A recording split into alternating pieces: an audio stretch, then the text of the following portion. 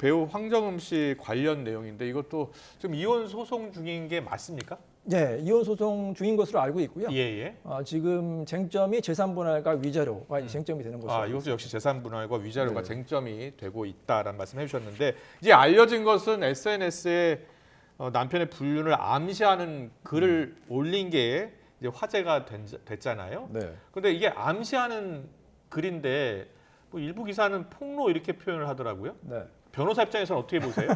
이제 명예훼손이라는 게 예. 꼭 그 사람의 사회적 가치를 직접적으로 올리는 것뿐만 아니라 예. 전체적으로 이제 판단을 하기 때문에 이 정도 그리면 명예훼손이 아니냐 이렇게 이제 해석하는 견해도 있고요. 물론 달리 해석할 수도 있지만 예. 특히 이제 피해자가 또 특정이 됐고 남편이 특정이 됐고 지금 이혼 소송 중이기 때문에 예. 이 글 자체만 보면은 어떻게 보면 명예훼손의 측면이 약간은 있다 이렇게 이제 해석이 그렇게도 됩니다. 볼 수 있는 거예요. 이게 사실이라고 하더라도 명예훼손에 해당이 되는 우리나라에서는 사실 적시도 명예훼손이 되고 특히 이제 인터넷이나 SNS에 올린 경우에 정보통신망법에 의해서 이제 처벌이 되거든요.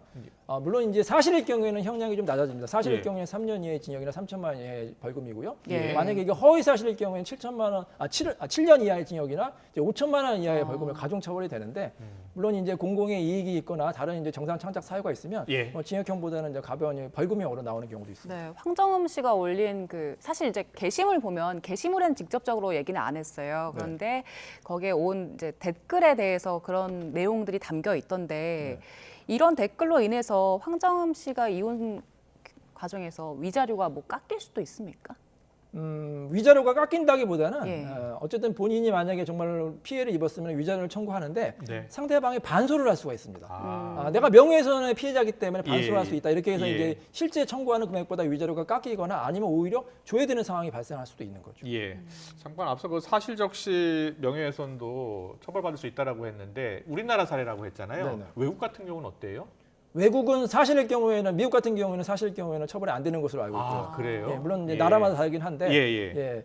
이게 또 요건이 있습니다. 진실인 경우고 또 여러 가지 요건이 있을 경우에는 이제 명예훼손이 안 된다 이런 이제 나라도 있고요. 또 예. 우리나라와 같이 사실인 경우나 아니면 사실이 아니라 하더라도 뭐 그 사람의 프라이버시를 침해할 경우에는 역시 또 손해배상을 인정하는 나라도 있습니다. 이게 명예훼손이라는 게 판단을 하기가 좀 애매할 수도 있을 것 같은데 어느 선을 기준으로 삼습니까? 그러니까 상식적으로 보시면 되겠습니다. 이 사람의 이제 사회적인 평가가 예. 저에 대한 사실이다. 소위 말해서 이제 망신을 주는 거죠. 망신을 주는 건데 이제 구두로 하는 것뿐만 아니라 특히 예. 요즘에는 인터넷이나 글을 올릴 경우에는 피해자 입장에서는 그거 굉장히 큰 이제 피해가 당할 수 있기 예. 때문에 설령 그게 사실이라 하더라도 네. 그게 법적인 절차를 통해서 이제 뭐 위자료라든지 청구해야지 그 외에 이렇게 글을 올리면은 아직까지도 우리나라에서는 이제 처벌이 될 수가 있고 예. 또 위자료를 줄 수 있다. 이게 이제 실무의 태도인 것 같습니다. 그 상대방이 이걸 문제 삼지 않으면 처벌받지 않을 수 있습니까? 이게 이제 반의사불벌죄로 되어 있는데요. 예. 만약에 피해자가 처벌을 원하지 않으면은 처벌할 수가 없고 얼마 전에 헌재 판결도 나왔거든요. 사건 판결이 나왔기 때문에 이 반의사불벌죄는 계속 유지될 것으로 보입니다. 그렇군요. 예.